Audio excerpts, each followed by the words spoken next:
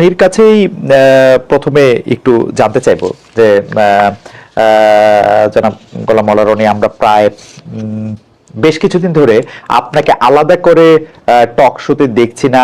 আপনি নিজেই আপনার ভিডিও চ্যানেলে কথা বলছেন বেশিরভাগ সময়।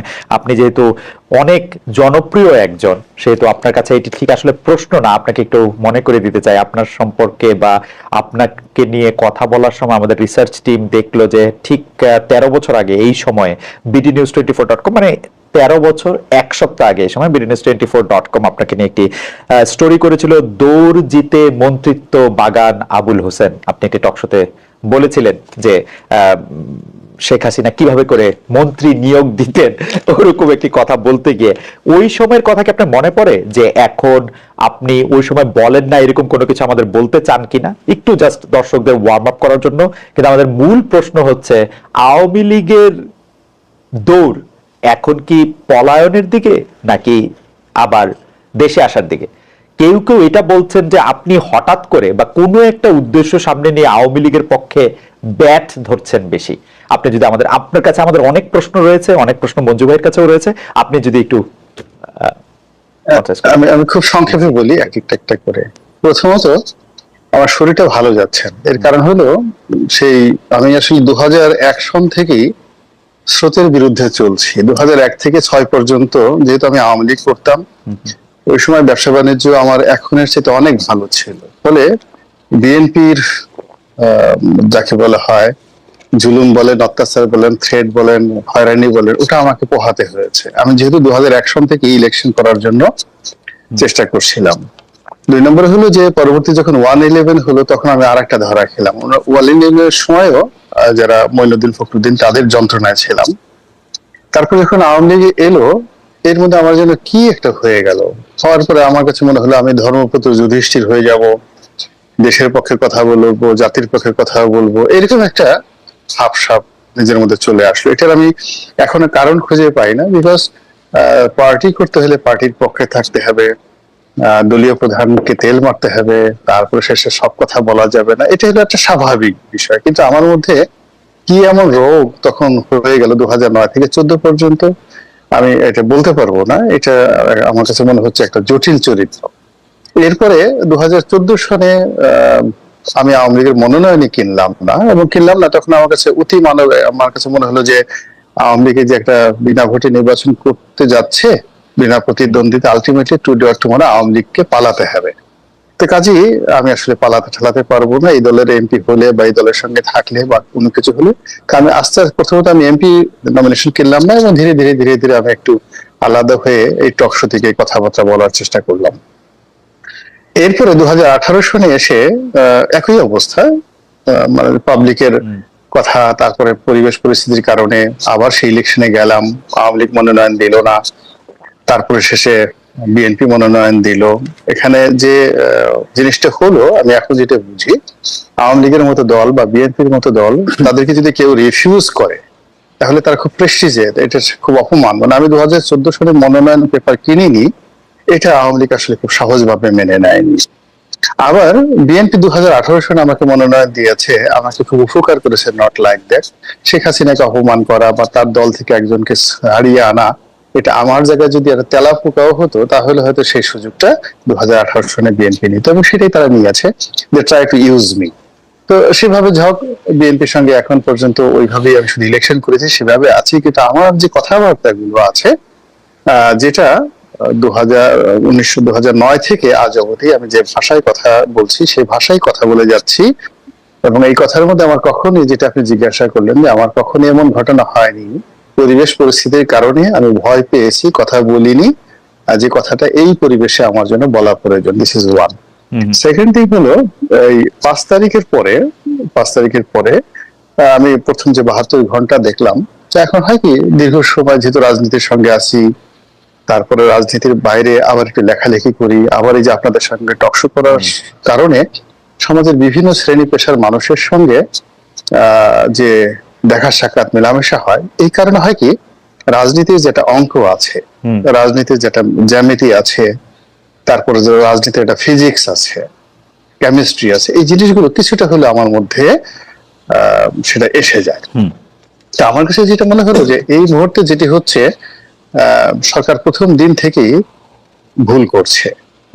তারা মূলত রাজনৈতিক দলগুলোর সঙ্গে, সকল রাজনৈতিক দলগুলোর সঙ্গে যেভাবে একটা সমঝোতা তাদের করা দরকার সেটা করেনি। আর প্রথম দিন থেকে আওয়ামী লীগকে একেবারে পরিপূর্ণভাবে রিফিউজ করা বা একটা বিপ্লবী সরকার করা বা যা কিছু করা সেটা তারা করেনি, ফলে এটা আসলে বেশি দূর যাবে না। দ্বিতীয় যে জিনিসটা আসলো যে অনেকগুলো কথা, যেমন দেখা যাচ্ছে আমার কথাগুলো আমি বলছি এজ এ হোল আমার মানে যে ইউটিউব চ্যানেলে, সেখানে আমি আমার মতো করে বলছি, কিন্তু অন্যান্য যারা ইউটিউব ব্যবসায়ী ওরা করে কি কথার যে অংশটুকু ভাইরাল হবে, যেমন দেখা গেল সজীব ওয়াজেদ জয় সম্পর্কে আমি 1 মিনিট বললাম, 1 মিনিটের মধ্যে যেটা 30 সেকেন্ডে যে কথাগুলো বলছি, সে হারবার্ডে পড়েছে, ওটা পড়েছে, ওটা পড়েছে, এটা বলে তারা করলো কি সেটাকে ছেড়ে দিল, যাতে করে আওয়ামী লীগের লোকজন ও মাই গড গোলাম মোল্লা রনি সজীব ওয়াজেদ জয় সম্পর্কে প্রশংসা করেছে, কিন্তু এজ এ হোল আমি কি বলেছি এটা আমার নিজের ভিডিওতে সেই জিনিসটা ওভাবে আছে। তো আলটিমেটলি আওয়ামী লীগ সম্পর্কে আসলে আমি কোনো কিছুই পজিটিভ বলছি না, আবার আওয়ামী লীগ সম্পর্কে যে নেগেটিভ কথাগুলো আমি এই মুহূর্তে যেভাবে বলছি, আমার এই ভাষার কারণে, উপস্থাপনার কারণে হয়তো সেটাকে গালাগালির মতো মনে হচ্ছে না, কিন্তু অন্যায়কে যারা আওয়ামী লীগকে গালাগালি করছে তার চেয়ে কিন্তু কঠিন ভাষায় আমি আওয়ামী লীগকে সমালোচনা করছি। রনি ভাই, এটা কিন্তু আসলে মানে অনেকে আবার বলছেন যে রনি ভাই কিন্তু আসলে আওয়ামী লীগের সমালোচনা করছেন, রাইট করছেন। আমি শুধু দুটি প্রশ্ন করতে চাই, মানে সরাসরি প্রশ্ন। একটি প্রশ্ন হচ্ছে যে বিএনপি কি আপনাকে ত্যাগ করেছে না আপনি বিএনপি কে ত্যাগ করেছেন? এটা হচ্ছে বিএনপি না, আমি আসলে মূলত 2018 সনে বিএনপি হয়ে নির্বাচন করেছি। তো নির্বাচন করার পরে যেটা হলো যে বিএনপির বিভিন্ন রাজনৈতিক প্রোগ্রাম, তারপরে শেষে অনুষ্ঠানে আমাকে দাওয়াত করা হয়েছে, বিশেষ করে ঢাকাতে, বা যেহেতু আমার একটা পরিচিত ফেস আছে, বিএনপি চেষ্টা করেছে আমাকে ব্যবহার করার জন্য, কিন্তু আমি ইচ্ছে করে সেই অনুষ্ঠানগুলোতে যাইনি। এই কারণ হলো যে আওয়ামী লীগের মধ্যে আমাকে দেখলে একটা প্রতিহিংসা জাগ্রত হবে। যেমন ধরুন বরিশালে একটা প্রোগ্রাম হলো, তো যারা বিএনপির পরীক্ষিত দীর্ঘদিনের যে নেতা কর্মী রয়েছে তারা সেখানে গেল, কিন্তু আমি গোলাম মোল্লা রনি যদি বরিশালে যাই, একেবারে ডাইরেক্ট ওখানে ছাত্রলীগের ছেলেরা ফায়ার করে দিত, গুলি করে দিত। এটা বিএনপি সামাল দিতে পারতো না, আমাকে এও সামাল দিতে পারতো না। ফলে এই জিনিসটা আমি জনাব তারেক রহমান সাহেবের সাথে খোলামেলা আলোচনা করেছি যে আমি যদি যাই আলটিমেটলি আমারও কোনো উপকার হবে না, আপনারও সেটা সামাল দিতে পারবে না, অনুষ্ঠানটা পণ্ড হয়ে যাবে। তার চেয়ে বরং আমি পার্টিকে যেটা আমার ইন্টেলেকচুয়াল লেভেলে যেটা আমি পারি, আই ক্যান টক, তারপর আই ক্যান রাইট, এই জায়গাটাতে আমি আপনাকে যতটা সবার সাহায্য সহযোগিতা করব, এবং সেই জিনিসটা আমি কিন্তু করে যাচ্ছি।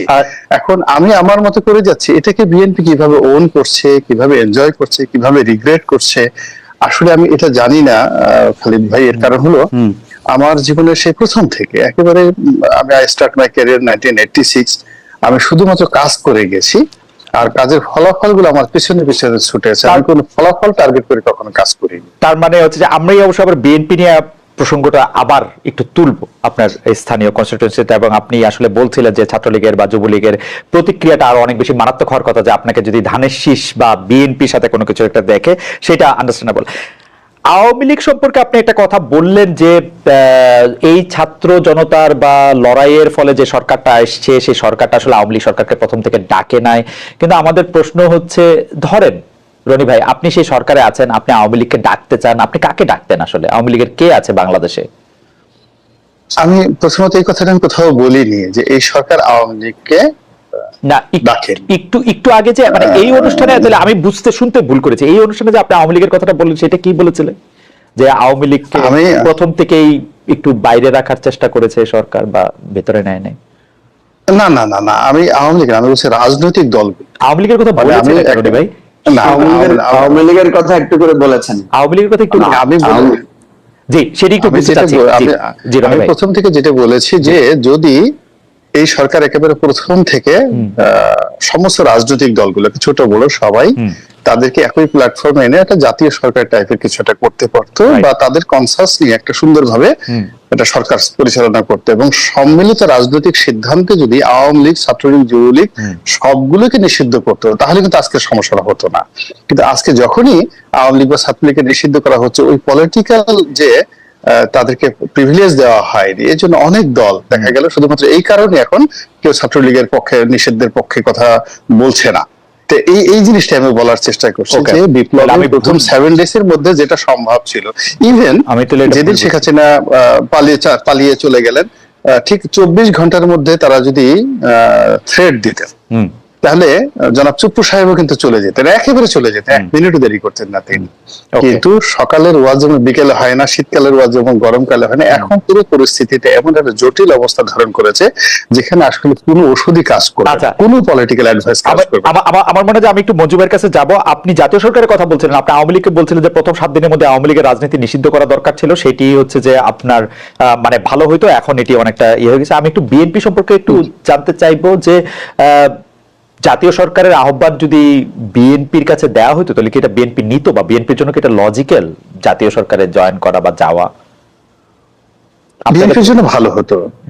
এখন বিএনপি যে জটিলতার মধ্যে পড়েছে, মানে এখন ডক্টর ইউনূসের যে সমস্যা, বরং তুলনামূলক ভাবে আওয়ামী লীগ এখন বেটার শেপে আছে। দূরে বসে তারা দাঁত বের করে হাসতে পারছে, এবং পালিয়ে থেকে নিরাপদ দূরত্ব থেকে এখন যারা তাদেরকে তাড়ানোর জন্য আন্দোলন করেছে, রক্ত ঝরিয়েছে, এখন আমরা যে নিজেরা দ্বন্দ্ব সংঘাতে জড়িয়ে পড়ছি, অবিশ্বাসে জড়িয়ে পড়েছি, আমরা অনেক কিছুতে ব্যর্থ হচ্ছি, এটা দেখে তারা এক ধরনের স্যাডিস্ট, যেটাকে বলা ইংরেজিতে, ওটা করার সুযোগ পাচ্ছে, দাঁত বের করে হাসার সুযোগ পাচ্ছে, সমালোচনা করার সুযোগ পাচ্ছে, নতুন করে স্বপ্ন দেখার সুযোগ পাচ্ছে, যুদ্ধ করার কথা হুমকি দিচ্ছে, খুনাখুনি করার কথা বলতে সাহস পাচ্ছে। এই জিনিসটাই হতো না।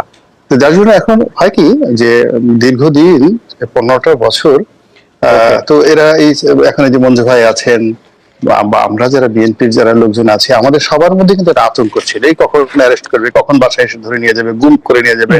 ফলে রাতারাতি আমাদের সবার ব্যাকবোনের মধ্যেই একটা পেইন কাজ করতো। আমাদের আসল ব্যাকবোনটা ছিল না, কিন্তু 7 তারিখের পরে দেখা গেল একটা লোহার তৈরি, স্টিলের একটা ব্যাকবোন তৈরি করে আমরা রয়্যাল বেঙ্গল টাইগার হওয়ার চেষ্টা করছি, কিন্তু সেটা আলটিমেটলি রয়্যাল বেঙ্গল টাইগার হওয়ার চেষ্টা করবে না। তবে জনাব গোলাম মাওলা রনি, মানে এটা খুবই ইন্টারেস্টিং। আপনি বলছেন যে তারা দূর থেকে হাসছে বা তারা দূর থেকে তাদের দাঁত দেখাচ্ছে, সেডিস্ট ভাবে তারা মজা নিচ্ছে।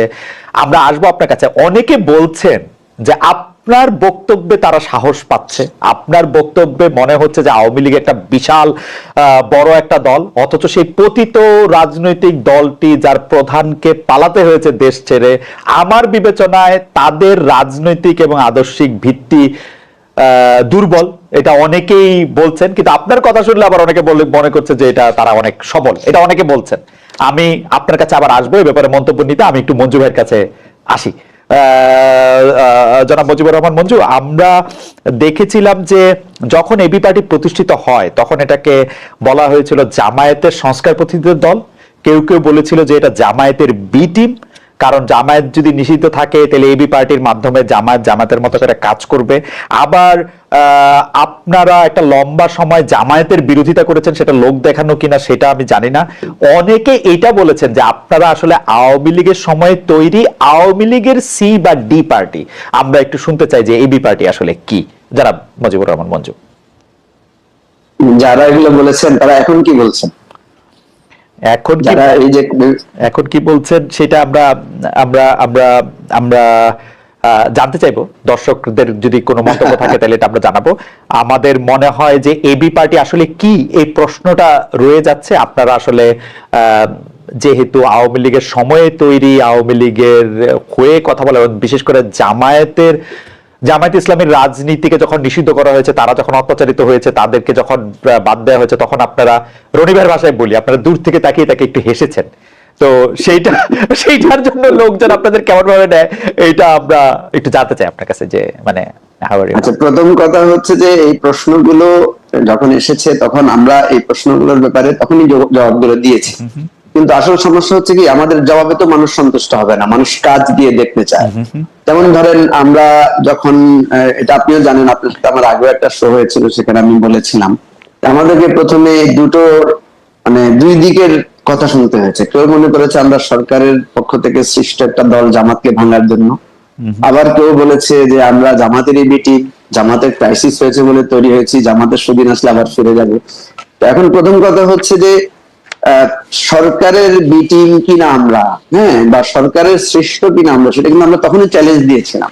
এবং এরপর আপনারা দেখেছেন আমরা সংগ্রাম করেছি, আমাদের নিবন্ধন পাইনি, আমাদের দলকে অগ্রসর করতে দেওয়া হয়নি, আমাদের দলের নিবন্ধনের সব দিক থেকে যোগ্যতা অর্জন সত্ত্বেও তারা আমাদেরকে নিবন্ধন দেয়নি, এবং সরকারের গোয়েন্দা সংস্থা কিভাবে আমাদেরকে হয়রানি করেছে সে বিষয়গুলো আমরা বলেছি। আর জামাতের বিষয়টা তো তখনই ক্লিয়ার হয়েছে, আমরা বলেছিলাম যে আমরা কোনো ধর্মভিত্তিক দল না, আমরা কোনো মতাদর্শ নির্ভর দল না, আমরা সম্পূর্ণভাবে একটা মূলধারার অধিকার ভিত্তিক রাজনৈতিক দল। এবং আমি মনে করি যে আমাদের এই 4-5 বছরের যে পথ চলা, এখানে সবাই এটা বুঝেছে যে এবি পার্টি একটা ইনক্লুসিভ ফর্মের দল, কোন মতাদর্শিক বা ধর্মভিত্তিক রাজনৈতিক চিন্তার দিকে তাদের অভিমুখ না। তাদের অভিমুখ, যে অভিমুখটা এবারে পরিবর্তনটা হয়েছে, যে অধিকার ভিত্তিক চিন্তা থেকেই একটা গণবিপ্লব, এই অভিমুখটাই আমাদের রাজনীতি ছিল। ফলে আপনি দেখবেন যে এখন অনেকেই আমাদের রাজনীতিকে গুরুত্ব দিচ্ছেন, অনেকে আমাদেরকে অ্যাপ্রিসিয়েট করছেন। এবং ইভেন একটা ছোট্ট স্মৃতির কথা বলি, সেদিন একজন বামপন্থী একজন নেতার সাথে খুব দেখা হলো, উনি অন্তরঙ্গ হয়ে জড়িয়ে ধরলেন। তো তাকে আমি বললাম যে ভাই, আপনারা তো আমাদেরকে কখনোই সবসময় একটু দূরে দূরে রাখার চেষ্টা করেছেন, বিষয়টা কি? উনি তখন আমাকে বলেছেন যে দেখেন, 5 তারিখের পরে আপনাদেরকে আমরা খুব ভালোভাবে বুঝতে পেরেছি, আপনাদের ব্যাপারে আমাদের আর কোনো কনফিউশন নাই। বলেন। আসলে 5 তারিখের পরে অনেকের আপনাদের ব্যাপারে কনফিউশন নাই, এটা অনেকে বলতেছেন। এইটা আসলে কেন আপনি বলবেন, যে মানে আপনাদের এইটার কারণটা কি? যেমন ধরেন আপনাদের দলের যিনি আহ্বায়ক ছিলেন বা যিনি আসলে প্রধান ব্যক্তি জনাব তাজুল ইসলাম, তিনি তিনি তিনি তিনি অ্যাটর্নি জেনারেলের পদমর্যাদায় ট্রাইব্যুনালে আসলে মানে যুদ্ধ অপরাধী বা মানবতা বিরোধী অপরাধ ট্রাইব্যুনালে তিনি নিযুক্ত হলেন, মানে চিফ প্রসিকিউটর হিসেবে নিযুক্ত হলেন। মানে এটা কেন? মানে what is the magic behind it? মানে আপনারা এবি পার্টির তো অতটা গুরুত্ব থাকার কথা না, মানে যেটি বলা হয় এখানে কোনো ম্যাজিকের বিষয় এটা না। আমি আপনাকে বলি, সেটা হচ্ছে যে আপনি তো জানেন যে যেই ট্রাইব্যুনালটা হয়েছে এবং যে ট্রাইব্যুনালটার ব্যাপারে অনেকের নানা ধরনের অবজারভেশন আছে, যে এটা ট্রাইব্যুনালটা প্রপারলি গঠন করা হয় নাই, এখানে অনেক আইনি জটিলতা বা দুর্বলতা আছে। তাজুল ইসলাম সাহেব কিন্তু এই ট্রাইব্যুনালের অপোজিট পার্টে উনি একজন খুবই টপ প্রসিকিউটর ছিলেন গভর্নমেন্টের বিপক্ষে। তো সেখানে উনি কিন্তু অনেকগুলো রিফর্মের কথাগুলো তখনও বলেছেন, পরেও বলেছেন। ফলে যেটা আমরা দেখেছি যে তাজুল ইসলাম সাহেব যেহেতু এই ট্রাইব্যুনালের ব্যাপারে একজন এক্সপার্ট হিসেবে নিজেকে প্রতিষ্ঠিত করতে পেরেছেন তার ভূমিকা দিয়ে, ফলে যখনই এই ট্রাইব্যুনাল গঠন করার বিষয়টা এসেছে, তখন আপনি দেখবেন কিন্তু এটা আপনাদের স্মৃতিতে থাকার কথা, তখন কিন্তু এই ওপেন ডিসকাশন গুলো বিভিন্ন সময় হয়েছে যে ট্রাইব্যুনালের কার্যক্রম কেমন হওয়া উচিত। তো ফলে তাজুল ইসলামের ব্যাপারে আইন মন্ত্রণালয় থেকে যখন আগ্রহ প্রকাশ করা হলো, তখন কিন্তু আমরা দলীয়ভাবে বসেছি যে আমাদের দলের পক্ষ থেকে এই ধরনের গভর্নমেন্টের এত হাই প্রোফাইলে আমরা পার্টিসিপেট করবো কিনা। তখন আমাদের দলে কিন্তু এটা নিয়ে ডিবেট হয়েছে, কেউ বলেছে যে না এটা উচিত হবে না, কেউ বলেছে এটা ন্যাশনাল লেভেলে আলোচনা করে করছেন। কিন্তু আপনারা একটা কথা নিয়ে দর্শকরা যেহেতু মন্তব্য করছেন, মঞ্জু ভাই, আমি এইটা নিয়ে রনি ভাইয়ের একটা মন্তব্য শুনতে চাই, জাস্ট একটা মন্তব্য, আপনি কন্টিনিউ করবেন।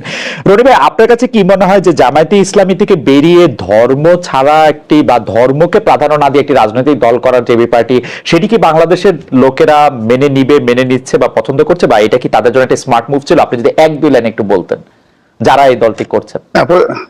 না, প্রথমত আমি এই দলটার একেবারে গঠনের প্রথম দিন থেকে বা তারও আগের থেকে এদের ইন্টারনাল অনেকগুলো মিটিং আমার সঙ্গে হয়েছে। তাজুল সাহেব আসছে, মঞ্জু সাহেব আসছে, বা আমরা বসছি একাধিকবার। এবং উনি যখন জামাতে ছিলেন তখনও জামাতের পক্ষ হয়ে ওনার সঙ্গে আমার অনেক আলাপ আলোচনা হয়েছে। মূলত আমি আওয়ামী লীগ করলেও জামাত ঘরানার যারা লোকজন ছিলেন, ইনক্লুডিং জামাতের আমির থেকে শুরু করে যারা সেক্রেটারি জেনারেল, তাদের সবার সঙ্গে যে কোনো একটা ব্যাপারে তারা আমার সঙ্গে মত বিনিময় করতেন।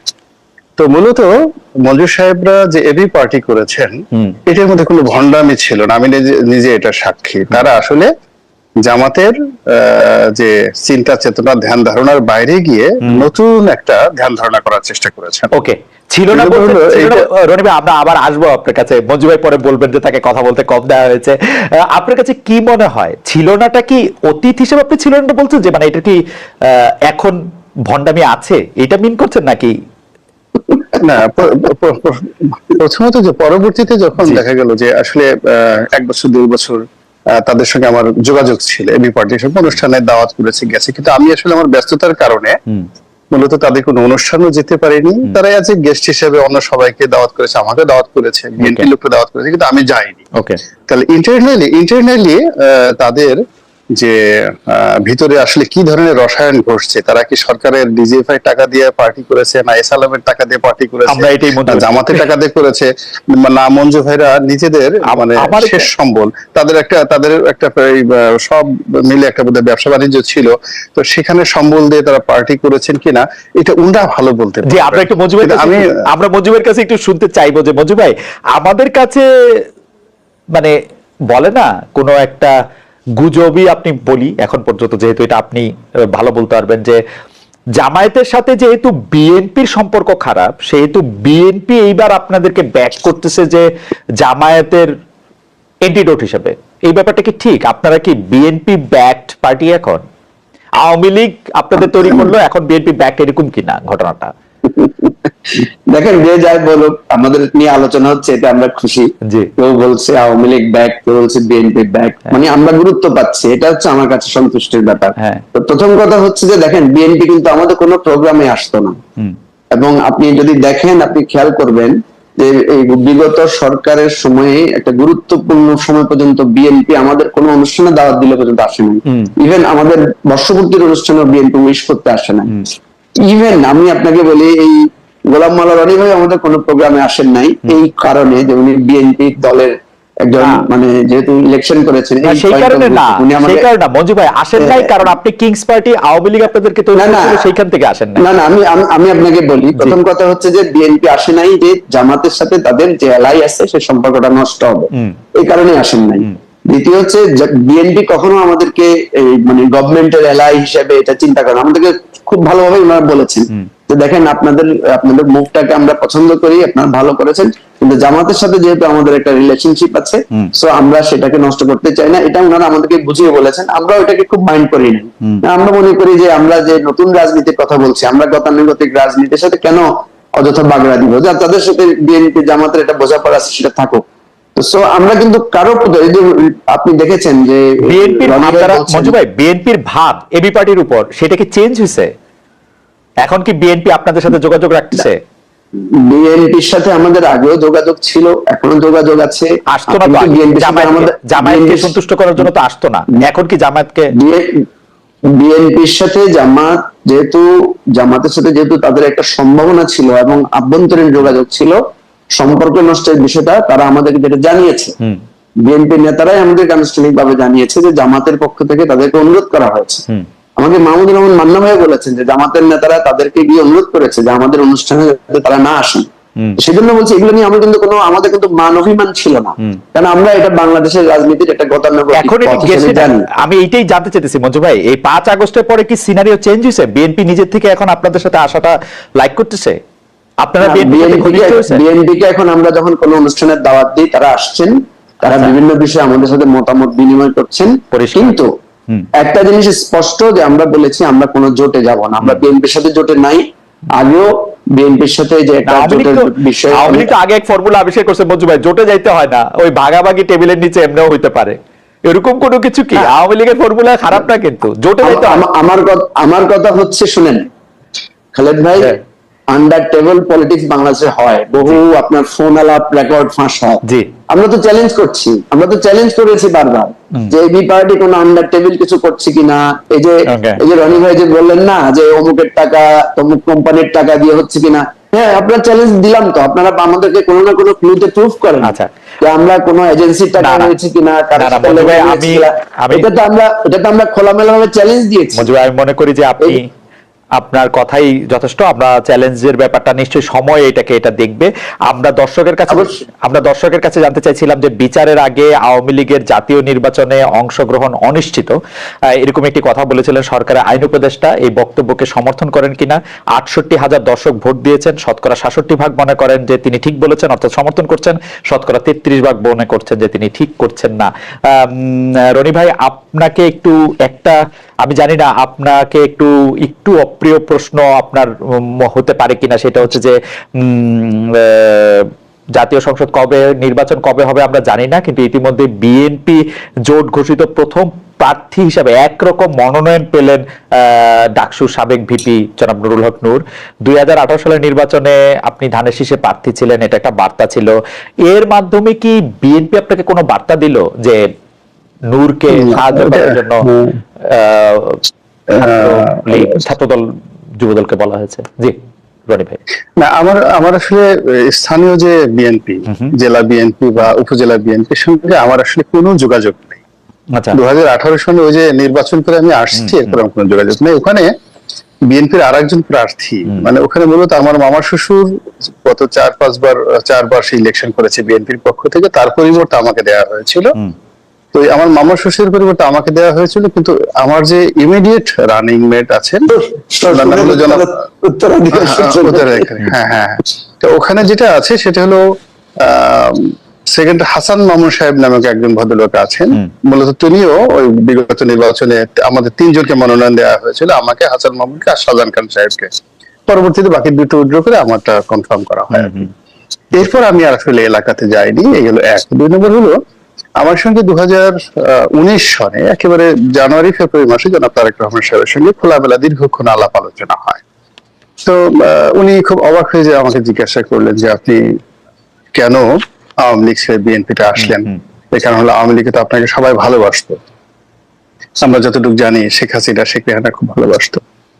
আমি বললাম যে দেখুন, আসলে আমি আওয়ামী লীগ দ্বারা অপমানিত হয়েছি, এটা হলো মূল ব্যাপার।